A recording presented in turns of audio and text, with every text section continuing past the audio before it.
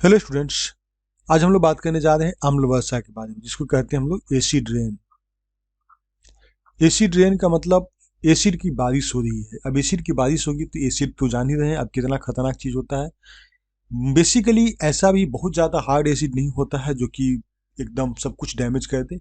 हाँ, लेकिन इसका इम्पैक्ट बहुत बुरा पड़ता है। जैसे स्पेशली जो मोन्यूमेंट्स होते हैं, पुराने पत्थर होते हैं, जीव जंतु होते हैं, जलीय जीव जंतु होते हैं, या फिर पृथ्वी पे और अन्य जो चीज़ें हैं, वो भी इस एसिड रेन से रिएक्ट करके उसका डीके होना यानी उसका क्षय होना शुरू हो जाता है। तो हम लोग इसमें समझेंगे अम्ल वर्षा है क्या, और इसके लिए कौन कौन सा कंपोजिशन होता है, कैसे बनता है, और फिर ये इसका क्या उपाय है। तो अम्ल वर्षा यानी एसिड रेन यानी एसिड की बारिश होती है। तो ये एक बहुत बड़ा शब्द है जिसमें कि दो तरह के एसिड का निर्माण का इसमें बात किया जाता है। H2SO4 सल्फ्यूरिक अम्ल जिसको कहा जाता है, और दूसरा हो जाता है HNO3 जिसको हम लोग कहते हैं नाइट्रिक अम्ल। तो ये मुख्य रूप से दो अम्लीय घटक होते हैं जो किसी भी प्रकार की वर्षा में शामिल होते हैं और उसको अम्लीय वर्षा बना देते हैं, जो कि शुष्क रूप में ये वायुमंडल से पृथ्वी पर गिरती है। और जो पृथ्वी पर गिरती कैसे होता है, इसमें बारिश होता है, बर्फ, कोहरा, ओला, यहाँ तक कि अम्लीय धूल के रूप में भी आता है। अब है कि अम्लीय वर्षा का निर्माण होता कैसे है। तो इसमें सल्फर डाइऑक्साइड और नाइट्रोजन ऑक्साइड, नाइट्रोजन के कई सारे जैसे NOx है, तो NO2, NO3, तो नाइट्रोजन के जो भी ऑक्साइड्स है वो वायुमंडल में जल और ऑक्सीजन के साथ जब रिएक्शन करते हैं तो वो इस तरह से सल्फ्यूरिक अम्ल और नाइट्रिक अम्ल यानी HNO3 बनाते हैं। और ये अम्ल फिर जल की बूंद में घुल जाते हैं, जिससे कि हम लोग अम्ल वर्षा कहते हैं, या बर्फ या कोहरा बनाता है। अम्ल वर्षा का जो समान पीएच होता है, पीएच हम लोग जानते हैं जिसको कहते हैं पोटेंशियल हाइड्रोजन। पोटेंशियल हाइड्रोजन आप सभी जानते होंगे कि सभी लिक्विड का उसका एसिड से बेस की ओर जाने पे हम लोग उसका एक पैरामीटर रखे हैं। अगर मान लो कि 0 से 14, तो 7 जो होता है न्यूट्रल होता है, तो उस पीएच वैल्यू पे इसका लगभग 4.2 या 4.4 होता है, जो कि एसिडिक रूप होता है, क्योंकि सामान्य वर्षा जो होता है उसका पीएच वैल्यू जो होता है वो 5 पॉइंट रहता है, 5.6 यानी न्यूट्रल के आसपास में वो रहता है। जैसे हम लोग इधर लेफ्ट साइड में बढ़ेंगे तो एसिड बढ़ेगा, और राइट साइड में बढ़ेंगे यानी हम लोग ये जो 7 न्यूट्रल है इधर की ओर बढ़ेंगे तो एसिडिक बढ़ते जाएगा, और इधर की ओर जाएंगे तो बेसिक बढ़ता जाएगा, क्षारीय वैल्यू उसका बढ़ता जाएगा। तो ये अम्ल वर्षा का एक बेसिक चीज हो गया। अब इसका पीएच वैल्यू को हम लोग समझते हैं कि पीएच स्केल है क्या। तो पीएच स्केल जैसे हम लोग बात किए थे, 0 से लेके 14 तक का एक स्केल है, ठीक है। इसमें जो 7 होता है जो प्योर वाटर का होता है, और ये होता है न्यूट्रल, 7 न्यूट्रल होता है। अब हम लोग ऊपर की ओर जैसे जाएंगे, यानी 7 से हम लोग घटते क्रम में जैसे ही जाएंगे तो ये हो जाएगा हमारा एसिड, उसका पीएच वैल्यू बढ़ते जाएगा, उसका जो पावर है वो बढ़ते जाएगा, और जो हम लोग नीचे की ओर आएंगे ये हमारा हो जाता है बेसिक। ये हमारा स्केल हो गया। तो इससे आपको पता चल रहा है कि वाटर 7 है यानी न्यूट्रल है। मिल्क है, मिल्क भी एक तरह का एसिड होता है, कॉफ़ी भी एसिड है, कोला भी एसिड है, विनेगर भी एसिड है, लेमन जूस एसिड है, और बैटरी का एसिड होता है। और इस तरह से हम लोग और भी इसको जब नज़दीक पहुंचते जाएंगे तो देखेंगे कि उसका एसिडिक क्वालिटी जो है, एसिडिसिटी जो कहते हैं, वो बढ़ते जाएगा। उसी तरह से अगर हम लोग नीचे आए, अगर हम लोग यहाँ पर न्यूट्रल लेकर चले हैं, अगर 7 से 8 पे पहुँचते हैं तो 8-9 के आसपास में बेकिंग सोडा होता है, सी वाटर होता है, साबुन होता है, अमोनिया होता है। ये सब जो है बेसिक क्वालिटी है, मतलब क्षारीय गुण इसकी है। तो पीएच स्केल आप सभी लोग केमिस्ट्री में इसको पढ़े होंगे, पीएच वैल्यू सभी का। पीएच वैल्यू दरअसल वो हमारे जो है पोटेंशियल हाइड्रोजन होता है, जो कि हमारे एसिड और बेसिक को एक स्केल पे एक मापता है, एक पैमाना पे रखे हुए हैं। अम्ल वर्षा का कारण क्या होता है? अम्ल वर्षा का कारण होता है कि जब हम लोग जीवाश्म ईंधन जलाते हैं तो उसमें बहुत सारे सल्फर डाइऑक्साइड और नाइट्रोजन ऑक्साइड युक्त बहुत सारे एलिमेंट्स होते हैं, जो कि जब जलते हैं तो वहाँ पे ऑक्सीजन के साथ और जल के साथ वो रिएक्शन करते हैं। उसके बाद में वो डिफरेंट डिफरेंट टाइप का अम्ल का निर्माण करते हैं।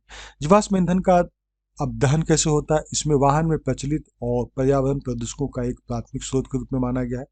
विद्युत संयंत्र में औद्योगिक प्रक्रिया में कोयले काफ़ी ज़्यादा जलाया जाता है, जिसकी वजह से वहाँ पे काफ़ी ज़्यादा सल्फर ऑक्साइड और नाइट्रोजन ऑक्साइड के तौर पे बहुत सारी गैसेज निकलते हैं। इसका प्राकृतिक स्रोत के रूप में देखें तो ज्वालामुखी उद्गार होता है। जब ज्वालामुखी वोल्केनिक इरप्शन होता है उस समय बहुत सारे गैसेज निकलते हैं जो कि ऑक्सीजन और वाटर के साथ रिएक्शन करके वो एसिडिक अम्ल का रूप ले लेते हैं। लाइटनिंग जो होता है, बिजली चमकती है आकाश में, उसको उससे भी इस तरह का फर्क पड़ता है। और वायु प्रदूषण के रूप में अगर हम देखें तो मुख्य प्रदूषक है SO2 सल्फर डाइऑक्साइड और नाइट्रोजन ऑक्साइड, और ये रासायनिक क्रिया करते हैं। कैसे करते हैं? ये दो केमिकल रिएक्शन को आप जब भी आप लिखेंगे, खासकर जब मेंस लिखेंगे तो उसमें ये रिएक्शन आप ध्यान में रखेंगे तो बहुत इफेक्टिव रहेगा। देखिए, सल्फर डाइऑक्साइड गैस के रूप में है, प्लस ऑक्सीजन जो हमारा इन्वायरमेंट में मिल रहा है, पर्यावरण में है, उसके साथ हमारा जो H2 है जो कि लिक्विड फॉर्म में है, तब ये जाके हमारा जो 2HSO4 यानी एक्वस के रूप में ये हमारा H2SO4 अम्ल बनाता है। इस रिएक्शन को बैलेंस करने के लिए 2 लगाया गया है, क्योंकि ऑक्सीजन यहाँ पे 2 है, यहाँ पे 2 है, तो 2 2 4 हो गया, 4 2 6 हो गया, और यहाँ पे 2 8 हो गया। तो क्या उसको मैच कर रहा है ना? तो यहाँ पे ऑक्सीजन 4 है, उसको 2 हम लोग बैलेंस कर दिए। तो ये दरअसल बैलेंस केमिकल रिएक्शन है। उसी तरह से अगर हम लोग बात करें दूसरा में कि नाइट्रोजन जो है, नाइट्रोजन ऑक्साइड, ये गैसेस फॉर्म है। ये जब ऑक्सीजन से मिलता है और उसके साथ साथ जब जल से मिलता है तो HNO3 यानी एक्वस फॉर्म में एक नाइट्रिक एसिड के रूप में ये फॉर्म कर लेता है। तो इस तरह से इसका एनवायरनमेंट में जो सल्फ्यूरिक अम्ल और नाइट्रिक अम्ल का निर्माण होता है। अब हम लोग बात करते हैं कि अम्ल वर्षा का क्या प्रभाव होता है। अम्ल वर्षा का प्रभाव मुख्य रूप से जलीय जीव पर पड़ता है, क्योंकि जलीय अम्लता बढ़ जाती है जिसकी वजह से उनके प्रजनन में या फिर उनके विस्तार में काफ़ी ज़्यादा प्रभावित होता है। बहुत सारे मछलियों की संख्या में भी इसकी वजह से गिरावट देखने को मिला है। समुद्री जल एवं प्रजातियों का वितरण भी इस पर ही प्रभाव पड़ता है कि जहाँ पे एसिडिक वाटर होता है तो वहाँ पर से जीव जंतु वहाँ से खिसकना शुरू करते हैं, उनके अस्तित्व पर भी प्रतिकूल प्रभाव पड़ता है और धीरे धीरे विलुप्त के कगार पे पहुंच जाते हैं। जो कवच युक्त जो समुद्री प्रजाति होते हैं उनका कवच जो है धीरे धीरे नष्ट होने लगता है, डीके होने लगता है, और उस कवच नष्ट होने के बाद में वो सब मर जाते हैं। इसके साथ साथ भौतिक संरचना पर भी प्रभाव पड़ता है। जो इंफ्रास्ट्रक्चर हो गया उसमें कि बहुत सारे ऐसे चीज़ें हैं जो कि बहुत पौराणिक है, स्मारक है, उन सब का रंग जो है वो खराब होने लगता है। जैसे अभी आप सुनते होंगे कि ताजमहल का भी जो मार्बल है उसका भी रंग कहीं कहीं पीलापन होना शुरू हुआ। तो उसका वजह है कि बहुत एक लॉन्ग टाइम के बाद में कभी बीच में एसिडिक रेन होता है तो जो उसके साथ रिएक्शन करने के बाद में उसके डिफरेंट कलर में चेंज होते हैं। हम लोग देखते होंगे कि बाथरूम वगैरह में खासकर कि वहाँ पर कलर जो है चेंज होने लगता है। ये सब के पीछे वजह है एसिडिक कि अम्ल वर्षा यानी एसिडिक रेन जब होता है तो उसकी वजह से सब खराब होता है।